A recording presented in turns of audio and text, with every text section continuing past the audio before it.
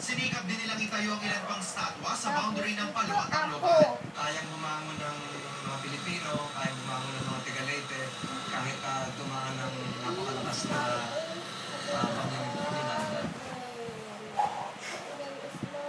Samantalang Mike, ang mga tauhan naman ng MMD na nagsagawa ng clearing operations ito sa lungsod ng may 3 linggo ay balik Maynila na sa Lunes at sasailalim daw sila sa debriefing. Yan munang latest mula pa rin sa Tacloban. Maraming salamat kay Segovia. Nagmumulong si Manila Archbishop Luis Antonio Cardinal Tagle na matunghayan niya kanina ang sa Leyte.